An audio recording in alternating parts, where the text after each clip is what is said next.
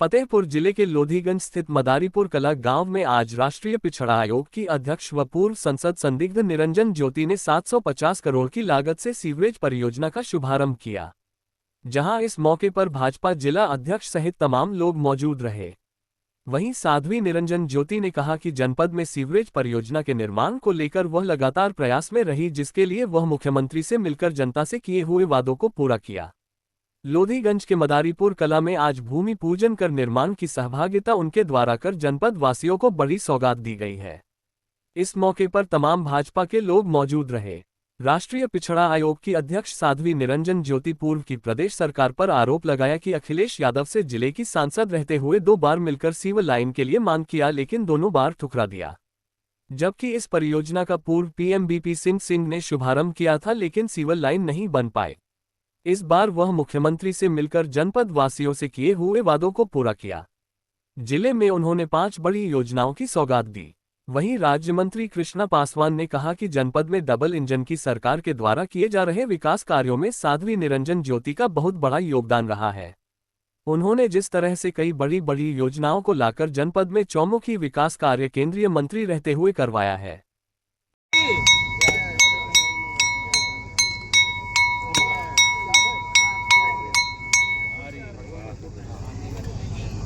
गिनती के 15 मारी है वो 50 कर सकती है। तो देखो ये काम जी होएगा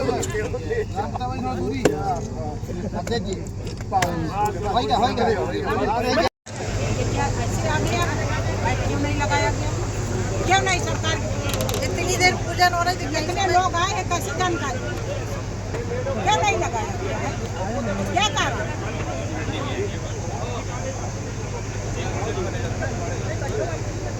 कौन पानी? क्यों?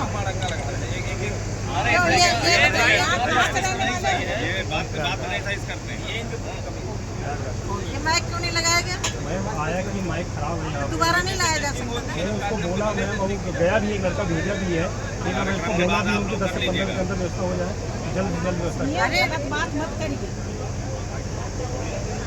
सारे कार्य अपना दिमाग खोल करके करें। इतनी बड़ी योजना है, यहाँ से फतेहपुर लोकसभा से जब बीपी सिंह हुए थे तब चर्चा किए थे। ये कांग्रेस और समाजवादी पार्टी, बहुजन समाज पार्टी सब है, आज तक कुछ हुआ नहीं। भारतीय जनता पार्टी की सरकार जब जनपद फतेहपुर से दीदी हुई सांसद लोकसभा और वहाँ केंद्र में मंत्री बनी, देश के प्रधानमंत्री नरेंद्र मोदी जी बने, तब ये वही ना होगा। मैं अरे भाई तो क्या हुआ? सरकार की इस बीच में क्या करते रहे? मानसिकता खराब। यहाँ तक अध्यक्ष जी का नाम भी गायब है।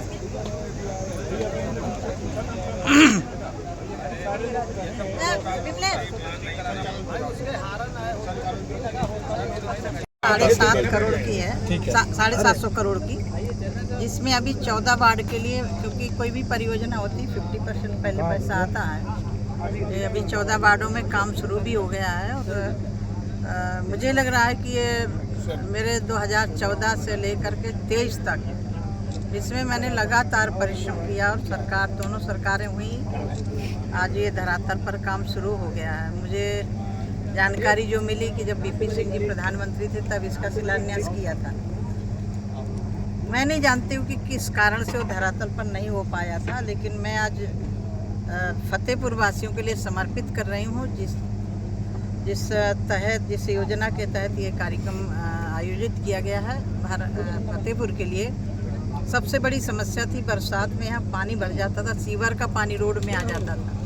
अब सीवर का पानी रोड में नहीं आएगा। जहाँ हम सब लोग बैठे हैं यहीं ट्रीटमेंट सेंटर बन रहा है और आपने देखा होगा बगल में नाला भी है, बहुत बड़ा नाला है। वो पानी ट्रीटमेंट होकर के नाले में जाएगा, सिंचाई के भी काम आएगा और शहर का एक बहुत बड़ा नर्क खत्म हो रहा है।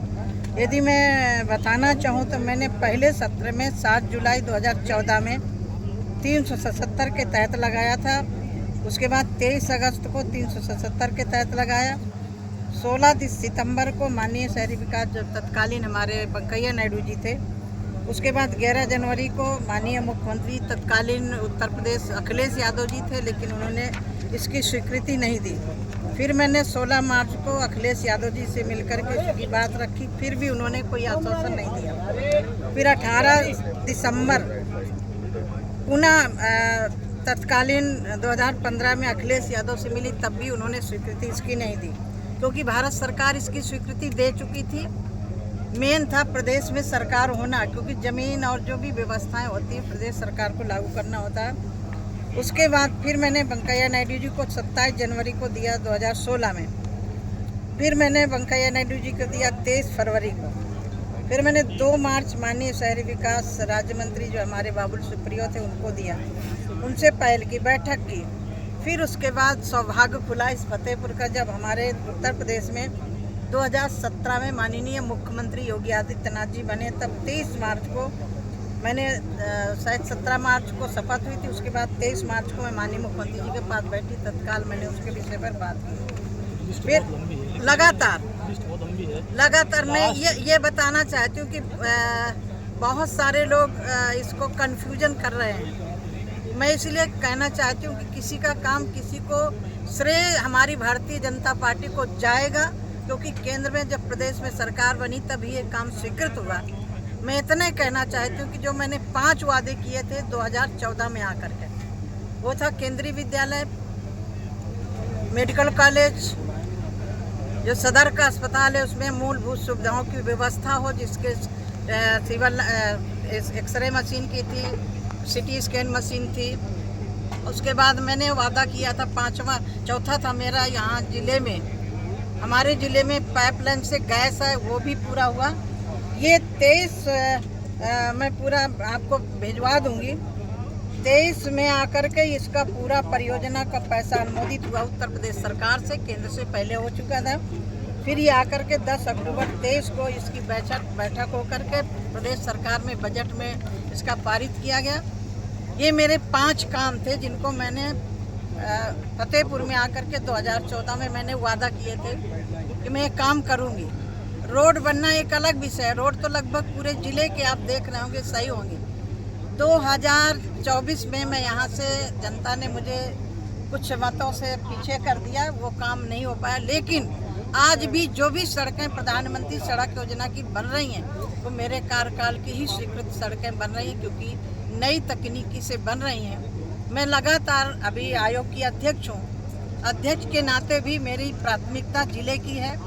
मैं सांसद हूँ या न हूँ, क्योंकि मेरी फतेहपुर की जनता जिसको मैंने अपना परिवार माना है, उस परिवार के लिए जब तक इस शरीर में सांस रहेगी तब तक मैं फतेहपुर की जनता के लिए काम करती रहूँगी। मुझे लग रहा है कि शायद इस काम के लिए पहल नहीं की गई होती। लेटर लिखना एक अलग विषय हो जाता, लेकिन लेटर के साथ साथ पहल करनी पड़ती है, अधिकारियों के साथ बैठना पड़ता है। जैसे सपोज आपका विजयपुर वाला मार्ग है, पहले 35 करोड़ का हुआ, फिर वो काम नहीं हो पाया, 8 करोड़ का पैसा शेष बचा, उसको सिलेंडर करवाया। सिलेंडर करवाने के बाद फिर 99 करोड़ का वो बजट पास करवाया। आज आप देख रहे होंगे कि वो भी सड़क आपकी एकदम हाईवे सड़क की तरह लग रही है। तो मैंने जो फतेहपुर में वादे किए थे वो मैंने पूरे किए। इस सीवर लाइन के साथ इस 2 कार्यकाल का मेरा वादा पूरा हुआ। कितनी लागत से तैयार होगा पूरा ये पूरा 750 करोड़ से लागत का, जब दूसरा पेज आएगा उसका पैसा बाद में आएगा। कितने सालों का गुणवत्ता को लेकर क्या निगरानी की जाएगी? गुणवत्ता को लेकर के हमारे सभी पदाधिकारी, हमारे जनपद के जो हमारे जनप्रतिनिधि हैं, सबकी जिम्मेदारी है कि उसकी गुणवत्ता सही रहे, और कहीं भी शिकायत मिलेगी तो उसको मैं जरूर संज्ञान में लेकर के, गुणवत्ता में हम समझौता नहीं करेंगे।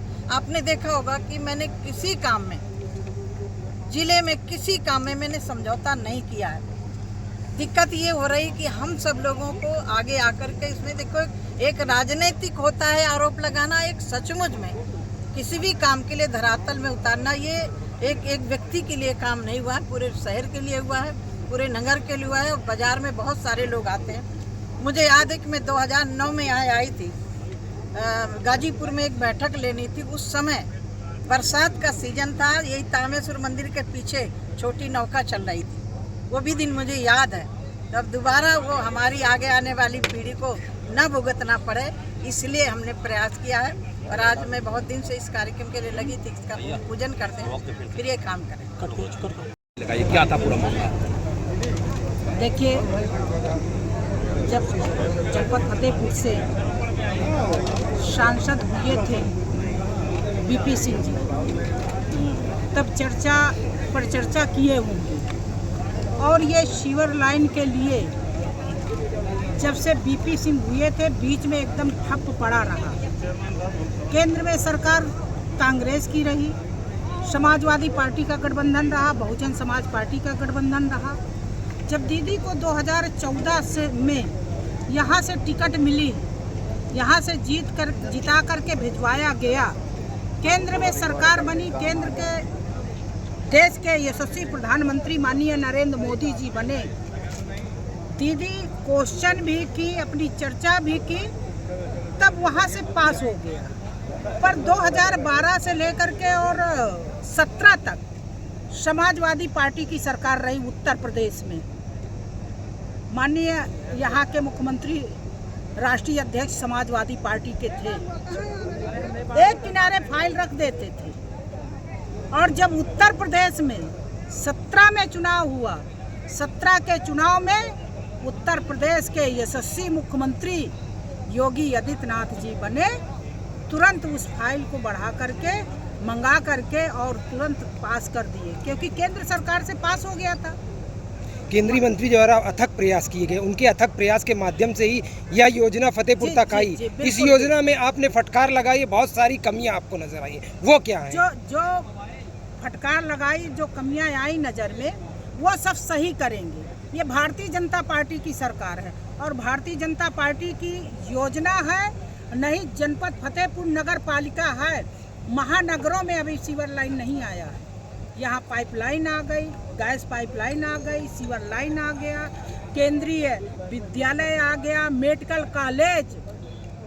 पूरे प्रदेश में मुझे लगता है जितना अच्छा अपने यहाँ का मेडिकल कॉलेज बना है। कितने की परियोजना है यह? ये 750 करोड़, 750 करोड़ की परियोजना है, लेकिन इस पर मंच पर ही काफी कमियां देखी गई। सबसे पहले आप ही ने फटकार लगाई, क्या कुछ कमी थी? जो कमियां थी वो ठीक होंगी, वो ठीक हो जाए।